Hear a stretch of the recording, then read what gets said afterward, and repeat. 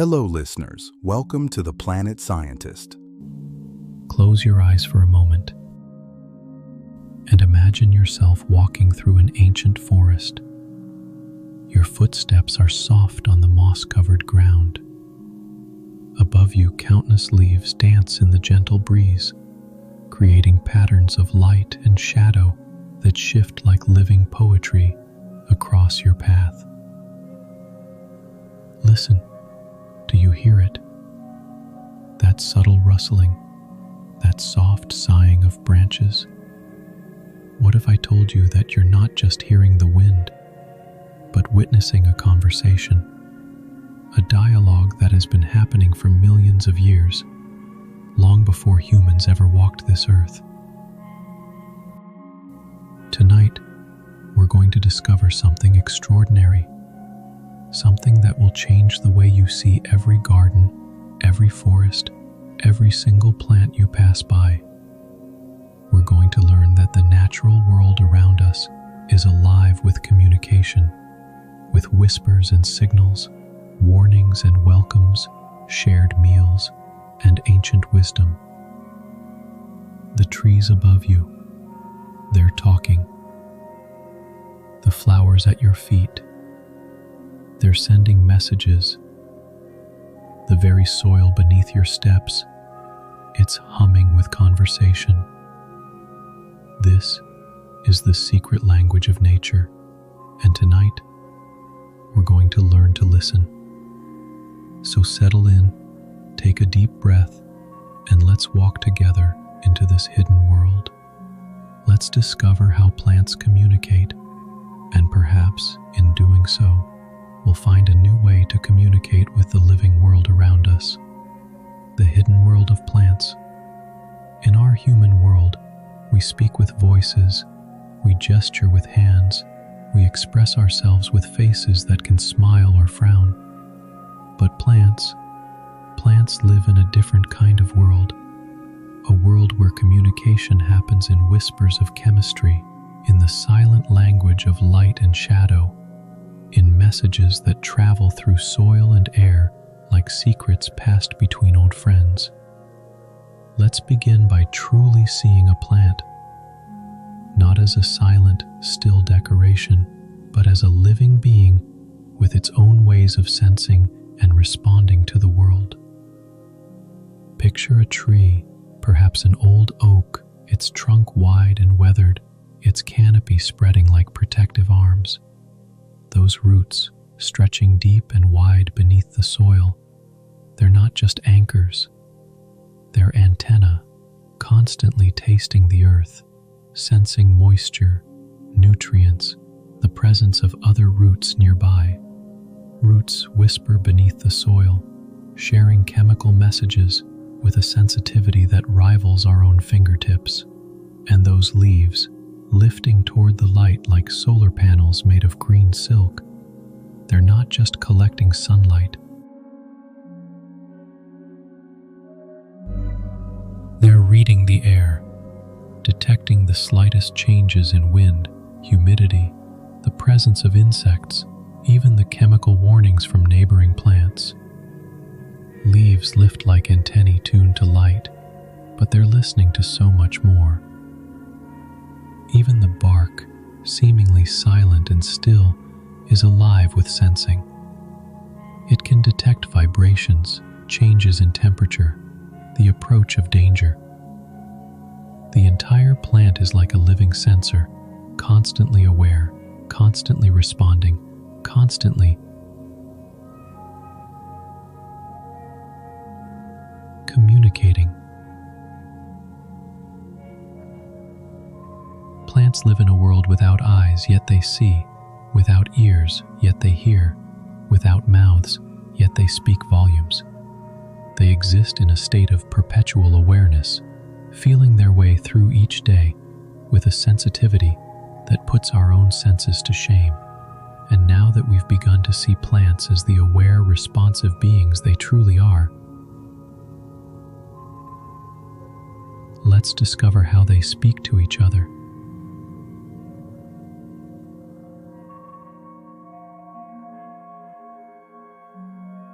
mountains of Africa, there grows an ancient tree called the acacia. Its branches spread wide against the savanna sky, its leaves a delicate green in the golden grassland.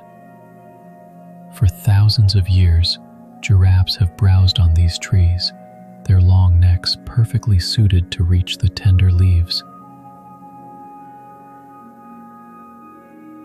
But the acacia has a secret. When a giraffe begins to feed, something remarkable happens. The tree, sensing the damage to its leaves, begins to produce bitter chemicals called tannins. The leaves become unpalatable, and the giraffe, tasting this change, moves on to find sweeter fare.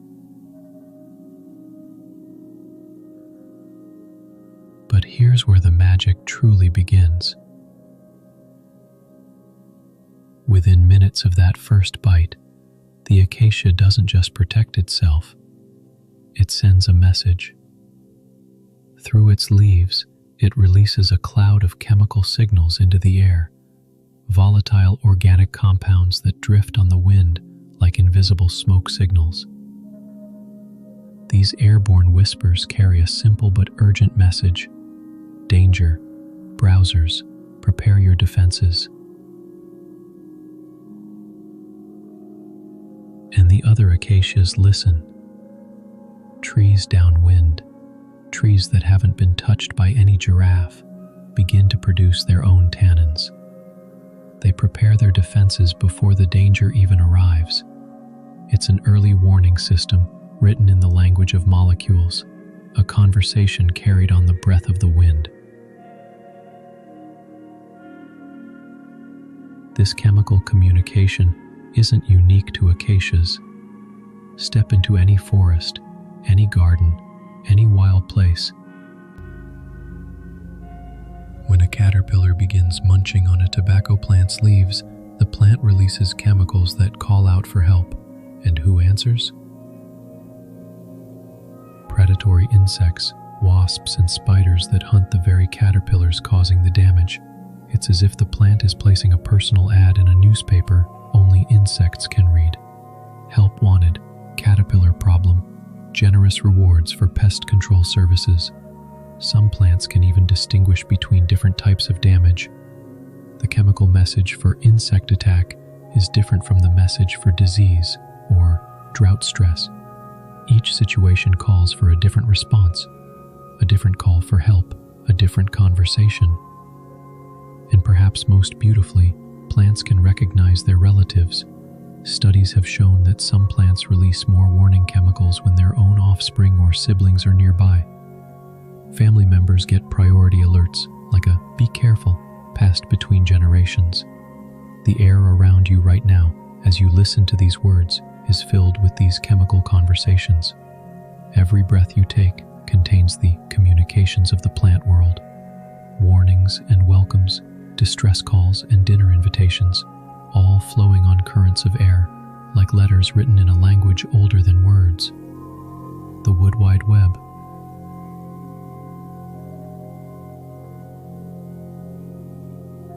Beneath your feet, as you imagine yourself walking through that quiet forest, lies perhaps the most incredible communication network on Earth.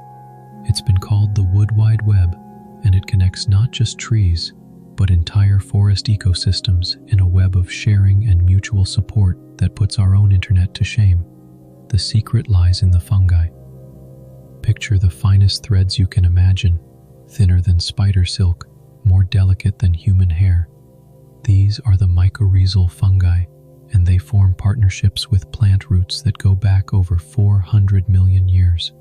These fungal threads, called hyphae, spread through the soil like a living internet, connecting tree to tree, plant to plant, in a network that can span entire forests. But this isn't just a network, it's a community, a civilization beneath the soil that shares resources, information, and support in ways that challenge everything we thought we knew about how forests work. Let's follow one of these fungal threads as it carries its cargo through the dark earth. Here, nutrients flow from a large, mature tree, perhaps a mother tree, centuries old, her roots deep and her resources abundant. Through the fungal network, she shares sugars with her offspring, sending sweet energy to young saplings struggling in her shadow. She's feeding her children, nurturing them until they can stand strong on their own. But the sharing doesn't stop with family. Trees of different species, competitors for the same sunlight and water, share resources through this underground network. Douglas fir, thriving in summer sunlight, might send excess sugars to a paper birch struggling in the shade. Come autumn, when the birch's leaves turn golden and catch the slanted light, the flow reverses. The birch returns the favor, sharing its autumn abundance with the now dormant fir. It's a kind of forest socialism, where the strong support the weak, where abundance is shared, and where the health of one becomes the concern of all. But the fungal network carries more than just nutrients. It carries information. When one tree is attacked by insects, it can send chemical warnings through the network. The message travels from root to root, carried by fungal messengers, alerting distant trees to prepare their defenses. It's like a forest-wide alarm system, spreading news faster than any insect could fly from tree to tree. Some researchers believe these networks even carry information about seasonal changes, about drought stress, about which areas of the forest are thriving and which are struggling. The fungi, in their silent way, serve as the forest's nervous system, carrying sensations and responses throughout the entire woodland body. And a most beautiful part, this network rewards cooperation. Trees that share more resources through the fungal web receive more support in return. The forest has evolved its own economy of generosity, where giving leads to receiving, where mutual aid creates mutual strength. As you walk through any forest now, remember that you're walking above one of Earth's most sophisticated communication networks. Every step covers thousands of conversations, millions of tiny transactions, countless acts of sharing and support.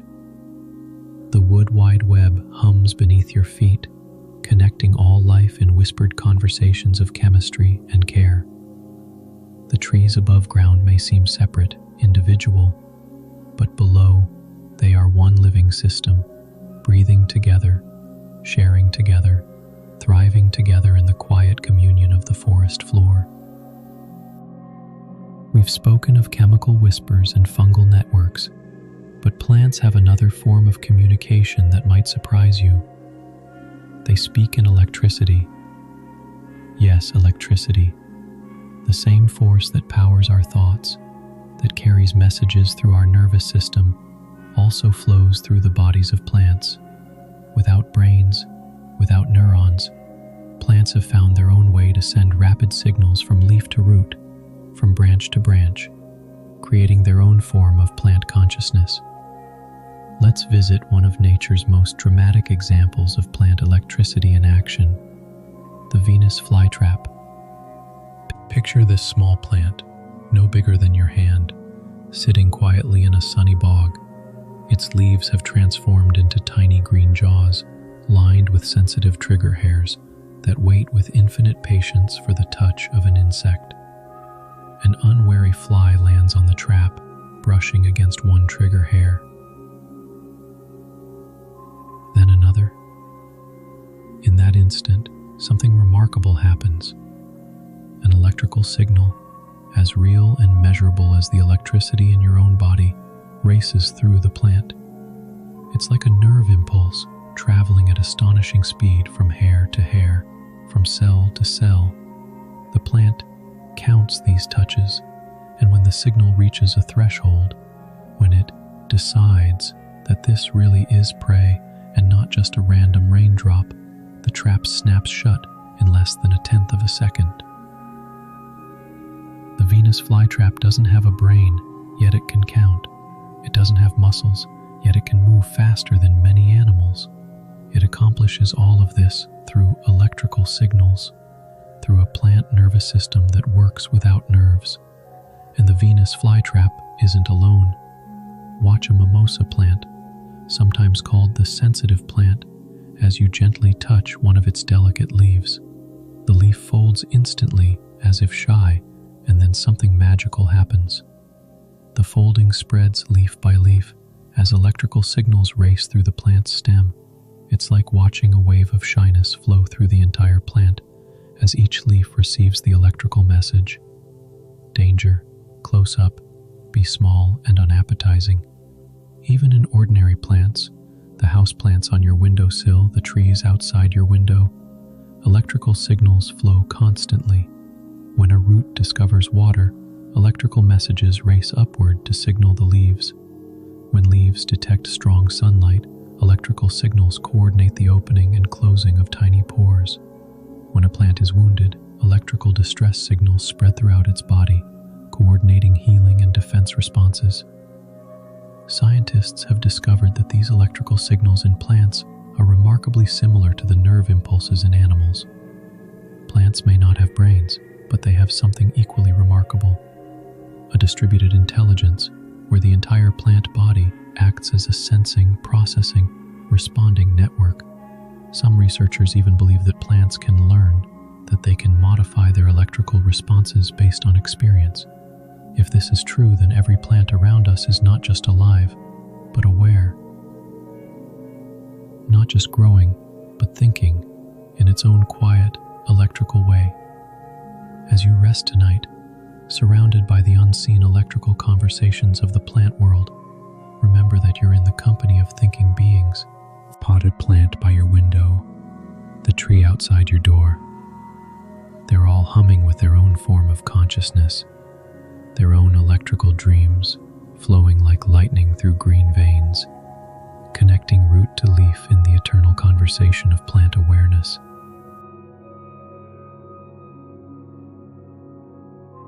How plants respond to sound and touch. There's something almost magical about the idea that plants might be listening, truly listening to the world around them. And as impossible as it might seem, the evidence suggests that they are. Imagine a scientist in a quiet laboratory, playing music to rows of plants. It sounds like something from a fairy tale, doesn't it? Yet this is exactly what researchers have been doing for decades. And the results are as beautiful as they are mysterious. Plants, it seems, respond to sound. Not just any sound, but specific frequencies, specific rhythms that seem to encourage growth, health, and vitality. Classical music, Bach, Mozart, Beethoven, appears to stimulate plant growth in ways that silence or harsh noise cannot. Some plants lean toward the source of pleasant music, as if they're trying to get closer to the sound, like flowers turning toward the sun, but it goes deeper than music. Plants can detect the sound of water flowing through pipes, even when the pipes are buried underground and out of sight. Their roots will grow toward the sound of water, guided by vibrations that travel through soil like underground melodies. They're listening to the songs of hidden streams, following acoustic paths to the resources they need. And then there's touch, the gentle language of physical contact. Watch what happens when you gently stroke a plant's leaves day after day with the same tenderness you might show a beloved pet. Many plants actually become stronger, more resilient, developing thicker stems and more robust root systems. It's as if your gentle touch is a message of care that the plant receives and responds to with increased vitality. Some plants are so sensitive to touch that they respond instantly. The sensitive plant we mentioned earlier doesn't just close when touched, it remembers. If you touch it repeatedly in the same way, it begins to ignore the stimulus, as if it's learned that this particular touch isn't dangerous. It's a form of plant memory, plant learning, happening through the simple language of contact. Trees, too, respond to touch in remarkable ways. When a tree is regularly touched by wind, It grows differently, stronger, more flexible, better adapted to movement. The wind is constantly talking to the tree through touch, and the tree listens, responding by building itself into a form that can dance with the breeze, rather than break against it. There are indigenous cultures that have always known this, that plants respond to song, to gentle words, to loving touch. Farmers who sing to their crops, gardeners who talking to their plants, shamans who whisper to the forest. Perhaps they understood something that science is only now beginning to rediscover. The plant world is listening. Every rustle of leaves, every creak of branch, every whisper of wind carries information that plants receive and respond to. They're tuned in to the acoustic environment in ways we're only beginning to understand, participating in conversations of sound and touch that happen in frequencies we can barely perceive. So tonight, as you drift towards sleep, imagine the plants around you listening to your breathing, sensing the gentle vibrations of your heartbeat, responding to your presence with their own quiet forms of awareness.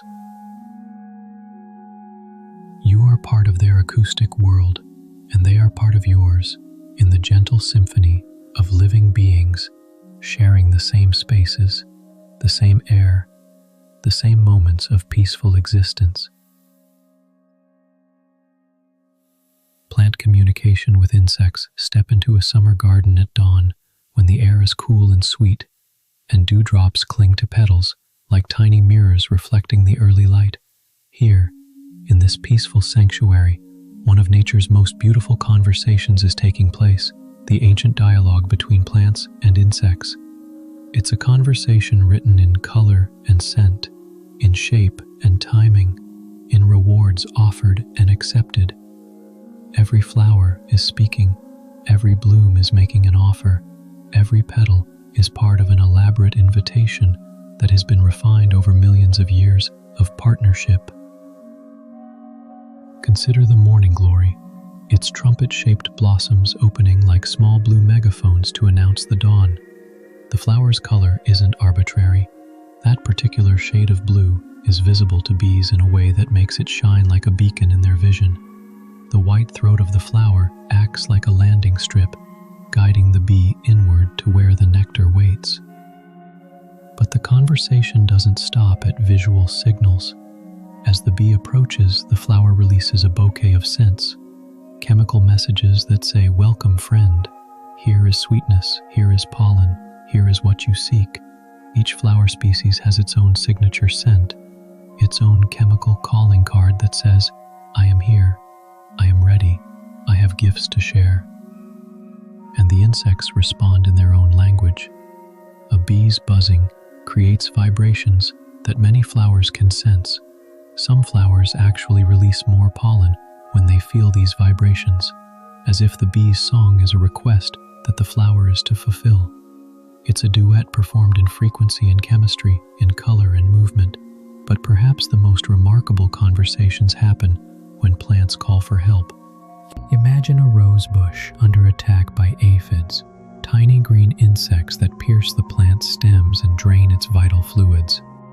The rose, sensing this invasion, begins to produce chemical distress signals. These airborne molecules carry a very specific message, like a help-wanted ad broadcast on the wind. Aphids here. Reward offered for pest control services. And who receives this chemical SOS? Ladybugs, lacewings, tiny wasps that specialize in hunting aphids.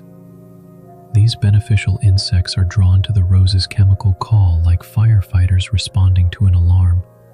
They arrive, they feed on the aphids, and in return, the rose provides them with nectar, shelter, and a place to lay their eggs. Some plants have become incredibly sophisticated in their insect communications.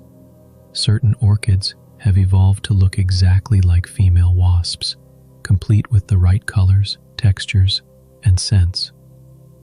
Male wasps, thinking they found a mate, attempt to court the flower, and in the process, carry pollen from bloom to bloom.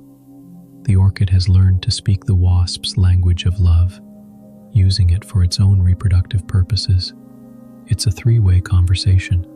The plant calls for help, the beneficial insects respond, and the pest insects, well, they become part of the solution to someone else's dinner problem. And timing. Oh, the importance of timing in these conversations.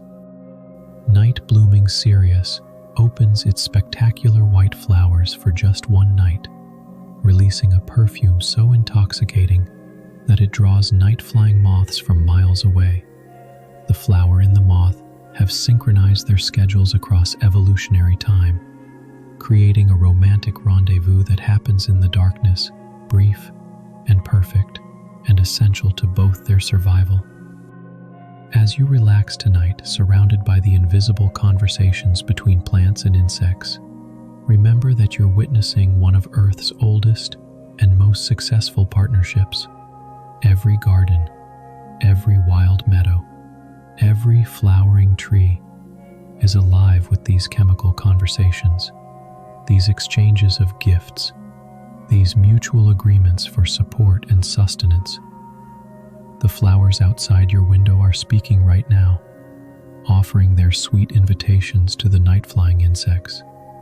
And somewhere in the darkness, those insects are responding, accepting the invitation, continuing a conversation that began long before humans walked the earth, and will continue long after we're gone.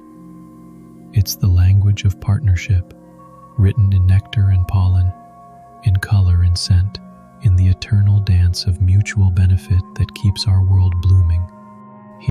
Here we enter one of the most mysterious territories in our exploration of plant communication.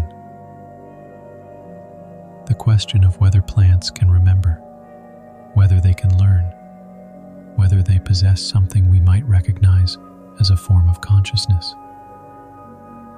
The very idea challenges everything we thought we knew about intelligence, about awareness, about the nature of mind itself. Can a being without a brain form memories? Can a creature without neurons learn from experience? The evidence, whispered softly through decades of careful research, suggests that perhaps they can. Let's begin with a simple experiment, one you could try in your own garden. Take a young plant, perhaps a bean sprout or a small sapling, and every day at the same time, tip its pot gently to one side. At first, the plant will respond as you'd expect, growing upright to correct for the disturbance. But after days or weeks of this routine, something remarkable happens. The plant begins to prepare for the daily tipping. It strengthens its stem in advance, adjusts its growth pattern before you even touch the pot. It has learned your schedule. It remembers your daily visit and prepares for it. This is plant memory in action, not the complex narrative memory of humans, but something simpler and perhaps more profound. A cellular memory, a biochemical remembering that allows the plant to anticipate and prepare for recurring events in its environment. The mimosa plant, that shy creature that folds its leaves at the slightest touch, offers another window into plant learning. When researchers first disturb a mimosa, it responds dramatically, folding all its leaves in apparent alarm. But if they continue the same harmless stimulus repeatedly, the plant gradually stops responding. It has learned that this particular disturbance isn't dangerous. It has updated its understanding of the world based on experience. More remarkably, when these educated mimosa plants are left undisturbed for several weeks and then tested again with the same stimulus, they remember their previous learning. They don't respond as dramatically as naive plants would. The memory persists even when the learning isn't being actively reinforced. Some researchers have discovered that plants can form associations between unrelated events, a form of learning that we usually associate with much more complex animals. Plants exposed to a particular scent just before receiving water begin to respond to that scent alone, opening their pores and preparing for hydration even when no water comes. They've learned to connect the smell with the coming moisture, creating what we might call a plant equivalent of Pavlov's famous conditioning. And then there are the more speculative possibilities. The questions that push at the very edges of what we consider possible. If plants can form memories, can they dream? When a tree stands dormant through winter, its sap slow and its activity minimal, what happens in that quiet internal space? Are its cells replaying the memories of summer growth, spring flowering, autumn abundance? Is there something we might recognize as a plant equivalent of sleep, of rest, of the quiet processing that happens in the spaces between active life? Some indigenous traditions have always held that plants dream, that they carry the memories of seasons and generations, that they hold the wisdom of their place and time in forms we're only beginning to understand. Perhaps they're right.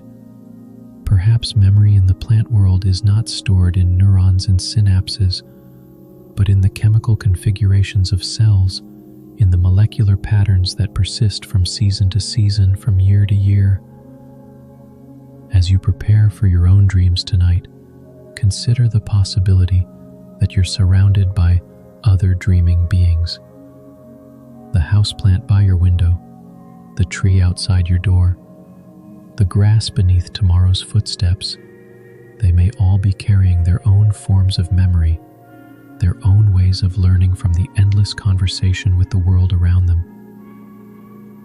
If plants can remember, if they can learn, if they can dream, then every garden becomes a community of minds, every forest a gathering of ancient wisdom, every flower a small teacher offering lessons in adaptation, resilience, and the quiet intelligence of simply being alive. Cultural and ancient beliefs. Long before scientists began documenting the chemical conversations of plants, long before researchers discovered the Wood Wide Web or measured electrical signals in leaves, human beings knew that the green world was alive with awareness. In cultures around the world, in traditions as old as humanity itself, people have always understood that plants were more than passive decorations in the landscape of life. They were teachers, healers, companions, and conversationalists in their own quiet way. The Celtic Druids spoke to the trees, believing that oak and ash and hawthorn held ancient wisdom in their rings and branches. They saw the forest as a library of living knowledge, each tree a keeper of stories that stretched back through countless seasons. To walk among the trees was to walk among elders, each one worthy of respect, each one capable of offering guidance to those who knew how to listen. In the Amazon rainforest, indigenous shamans have always known that plants are master teachers. They speak of plant spirits, of the consciousnesses that dwell within ayahuasca and tobacco, within the countless green beings that make up the forest's community. To them, learning from plants isn't metaphor, it's methodology.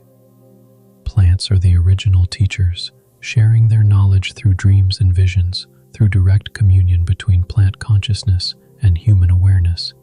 The Japanese practice of Shinrin-yoku, forest bathing, acknowledges what modern science is now confirming, that spending time among trees, breathing with the forest, allows for a form of communication that happens below the level of words. The forest's chemical signals, its electrical emanations, its simple living presence can heal human stress, lower blood pressure, and restore a sense of connection to the larger web of life. Native American traditions speak of the standing people, their name for trees, recognizing them as equal participants in the community of life. Every plant, from the mightiest oak to the humblest grass, is seen as a relative, a member of the family of all living things. The idea that plants might communicate, might have awareness, might deserve respect and gratitude isn't revolutionary to these traditions. It's foundational. Even in European folklore, the plant world was alive with consciousness. Farmers knew which plants were happy in which soil, not just through observation, but through a kind of intuitive communication. Gardeners talked to their plants, sang to their crops, offered gratitude for the harvest. The line between science and spirituality didn't exist in the same way. Both were simply different ways of acknowledging the living intelligence of the green world. What's remarkable is how closely these ancient understandings align with what modern science is discovering. The indigenous knowledge of plant teachers matches up with discoveries about plant neurobiology. The Celtic understanding of tree wisdom parallels research into forest communication networks. The shamanic practice of learning from plants echoes studies showing that plants can indeed respond to human presence and intention. Perhaps what we're discovering isn't so much new knowledge as the rediscovery of old wisdom. Perhaps the conversation between humans and plants never really stopped. We just forgot how to listen for a while.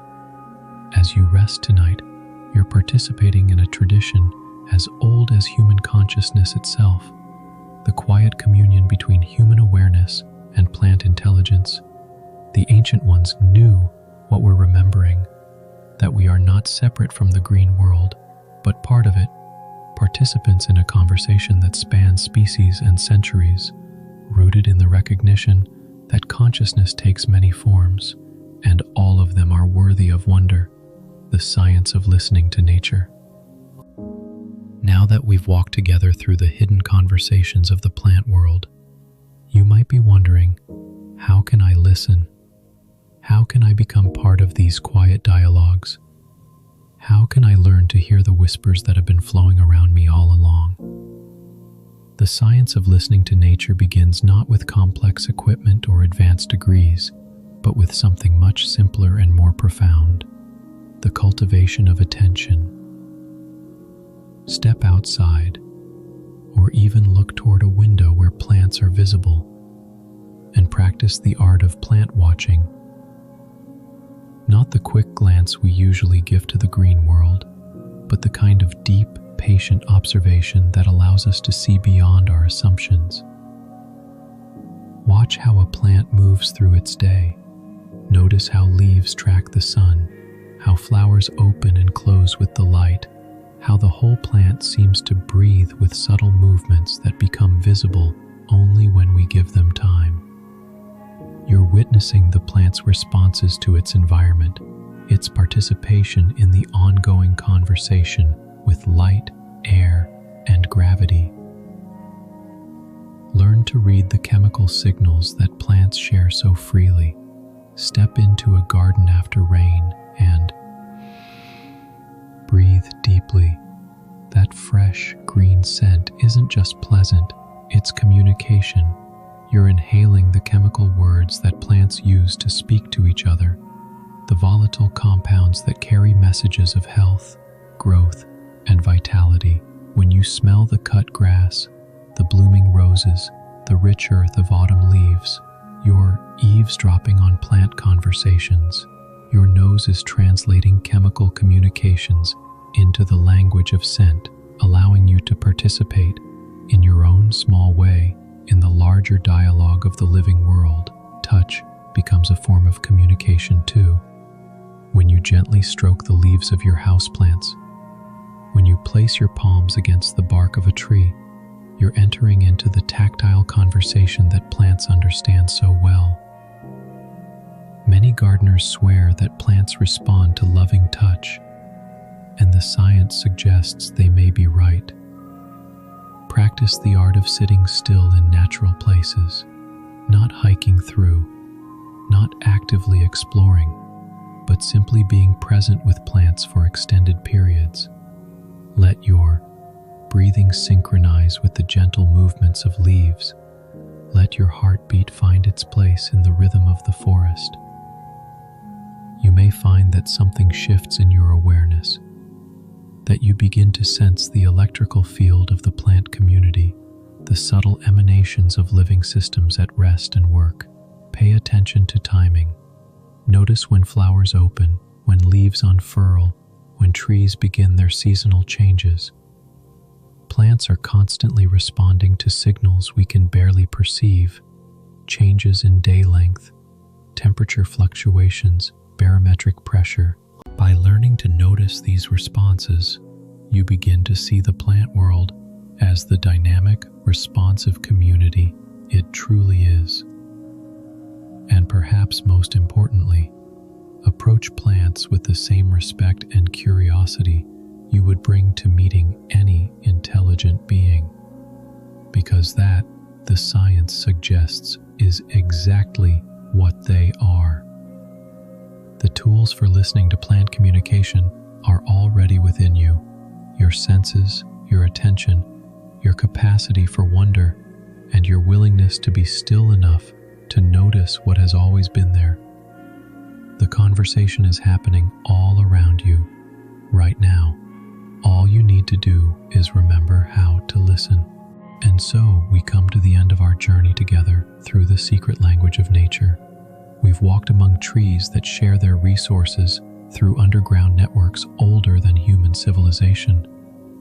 We've listened to the chemical conversations that flow on every breeze. We've discovered the electrical dreams that pulse through stems and leaves, the memory that lives in the cellular wisdom of growing things. As you prepare to rest now, imagine yourself lying beneath the canopy of that ancient forest where we began.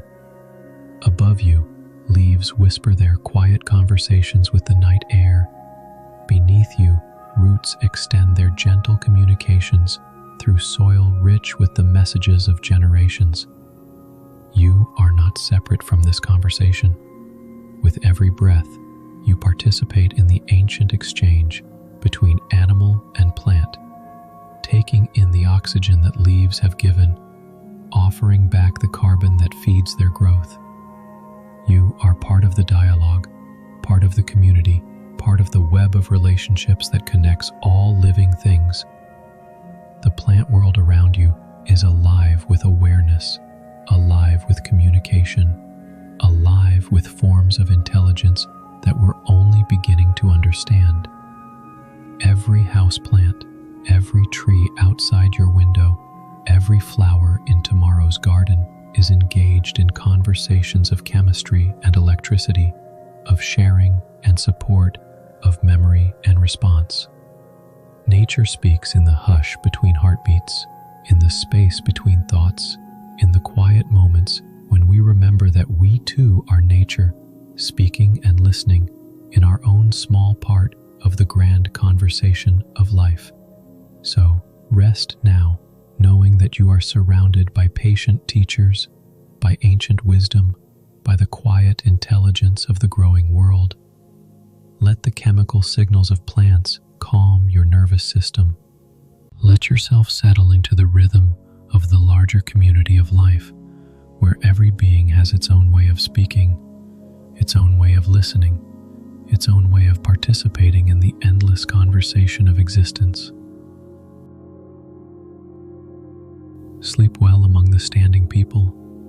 Dream with the dreaming plants. Rest in the knowledge that communication in the natural world never stops.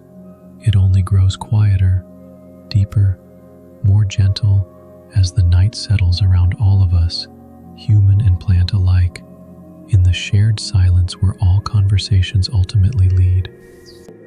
Thank you for walking with me through the secret language of nature. Until we meet again, in the quiet spaces where all beings speak and listen, rest well.